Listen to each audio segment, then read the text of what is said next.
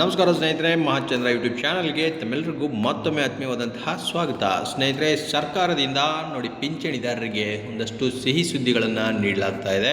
ಅದರಲ್ಲೂ ಪ್ರಮುಖವಾಗಿ 3 ಸಿಹಿ ಸುದ್ದಿಗಳು ಈಗ ಸರ್ಕಾರದಿಂದ ಪಿಂಚಣಿದಾರರಿಗೆ ಸಿಗ್ತಾ ಇರ್ತಕ್ಕಂಥದ್ದು. ಇದ್ರ ಬಗ್ಗೆ ಒಂದಷ್ಟು ಕಂಪ್ಲೀಟ್ ಡೀಟೇಲ್ಸ್ ನಿಮಗೆ ತಿಳಿಸ್ಕೊಡ್ತಾ ಇದ್ದೀನಿ. ವಿಡಿಯೋ ಸ್ಕಿಪ್ ಮಾಡದೆ ಪೂರ್ತಿಯಾಗಿ ನೋಡಿ. ಹಾಗೆ ನಮ್ಮ ಚಾನಲ್ನ ಇನ್ನು ಯಾರು ಸಬ್ಸ್ಕ್ರೈಬ್ ಮಾಡ್ಕೊಂಡಿಲ್ಲ ಅವರು ಈ ಕೂಡಲೇ ಸಬ್ಸ್ಕ್ರೈಬ್ ಮಾಡ್ಕೊಳ್ಳಿ. ಸ್ನೇಹಿತರೆ ನೋಡಿ, ನಿವೃತ್ತಿ ಹೊಂದಿರತಕ್ಕಂಥ ಸರ್ಕಾರಿ ನೌಕರರಿಗೆ ಈ ಮಧ್ಯ ಬಹು ನಿರೀಕ್ಷಿತ ಮತ್ತು ಸಂತಸದ ಸುದ್ದಿಗಳು ಹೊರಬಿದ್ದಿದೆ. 7ನೇ ವೇತನ ಆಯೋಗದ ಅನುಷ್ಠಾನ ಇಂದಿಗೆ 10 ವರ್ಷಗಳ ಕಾಲ ಆಗಿದ್ದು, ಈಗ 8ನೇ ವೇತನ ಆಯೋಗದ ಜಾರಿಗೆ ತಯಾರಿ ನಡೆಸ್ತಾ ಇದ್ದಾರೆ. ಸರ್ಕಾರದ ಈ ಹೊಸ ಕ್ರಮಗಳಿಂದ ಪಿಂಚಣಿದಾರರಿಗೆ 3 ಪ್ರಮುಖ ಲಾಭಗಳು ಸಿಗ್ತಾ ಇದೆ. ಏನಪ್ಪ ಅಂತಂದರೆ, ಮೊದಲನೇದಾಗಿ ನೋಡಿ, ಪಿಂಚಣಿಯಲ್ಲಿ 30% 34% ಹೆಚ್ಚಳ ಆಗ್ತಾ ಇದೆ.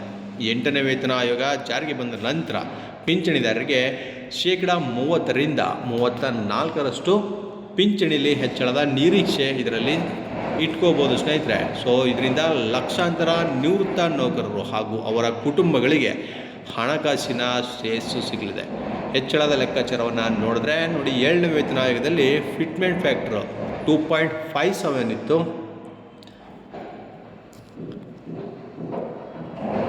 ಆದರೆ ಈಗ ನೋಡಿ, 8ನೇ ವೇತನ ಆಯೋಗದಲ್ಲಿ ಅದನ್ನು 2.80 ಇಂದ 3.0 ಮಟ್ಟಕ್ಕೆ ಹೆಚ್ಚಿಸಲು ಈಗ ಪ್ರಸ್ತಾವನೆಯನ್ನು ಸಲ್ಲಿಸಲಾಗಿದೆ.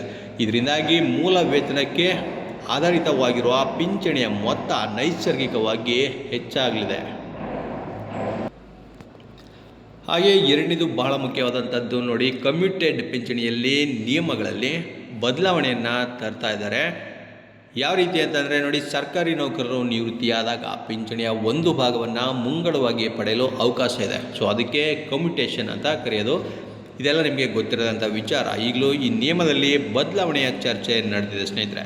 ಹಲವಾರು ವರ್ಷಗಳಿಂದ ನಿವೃತ್ತ ನೌಕರರು ಪಿಂಚಣಿ ವಸೂಲಾತಿಯ ಅವಧಿಯನ್ನು 15 ವರ್ಷದಿಂದ 12 ವರ್ಷಗಳಿಗೆ ಇಳಿಸಬೇಕು ಅಂತ ಬೇಡಿಕೆಯನ್ನು ಮುಂದಿಟ್ಟಿದ್ದಾರೆ.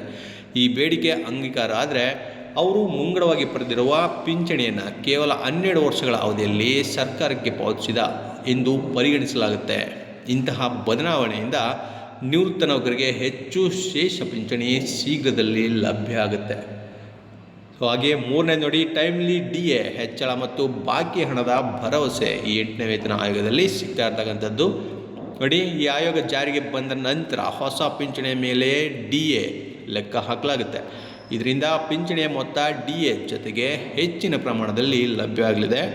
ಹೆಚ್ಚುವರಿ ಅಂಶವಾಗಿ ಹಳೆಯ ಪಿಂಚಣಿದಾರರಿಗೆ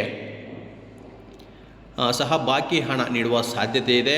ಆಗ ವೇತನ ಆಯೋಗ ಜಾರಿ ದಿನಾಂಕದಿಂದ ಹಿಂದೆ ಹೋಗಿ ಲೆಕ್ಕ ಹಾಕಿ ಹೆಚ್ಚುವರಿ ಹಣವನ್ನು ಹಂತವಾಗಿ ನೀಡಲಾಗಬಹುದು. ಇದರಿಂದ ನಿವೃತ್ತರು ಭವಿಷ್ಯದಲ್ಲಿ ಒಂದು ಸಲದ ದೊಡ್ಡ ಮೊತ್ತವನ್ನು ಪಡೆಯಲಿದ್ದಾರೆ.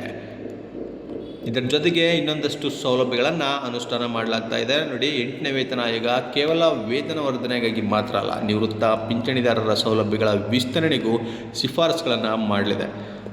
ಅದರಡಿ ನೋಡಿ, ಪ್ರಯೋಜನಗಳು ಈ ರೀತಿ ಇದೆ. ನೋಡಿ, ಹೆಚ್ಚಿದ ಮೆಡಿಕಲ್ ಸೌಲಭ್ಯಗಳು ಮತ್ತು ಹೆಚ್ಚುವರಿ ಭತ್ಯೆಗಳು ಮತ್ತು ಈ ಪಿಂಚಣಿ ಸೇವೆಗಳ ಸುಧಾರಣೆಯನ್ನು ಮಾಡಲಾಗುತ್ತೆ.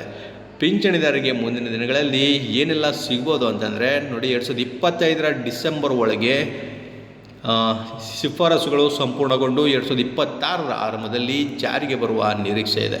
ಹೊಸ ಪಿಂಚಣಿ ಮೊತ್ತ ನೋಡಿ, ಹೊಸ ವೇತನದವರಿಗೆ ಲಿಂಕ್ ಆಗಿರುವ DAಗಳು ಹೆಚ್ಚಳ ಆಗುತ್ತೆ ಮತ್ತು ಹಿಂದೆ ಲೆಕ್ಕ ಹಾಕಿ ಬಾಕಿ ಹಣ ನೀಡುವ ಸಾಧ್ಯತೆ ಇದೆ.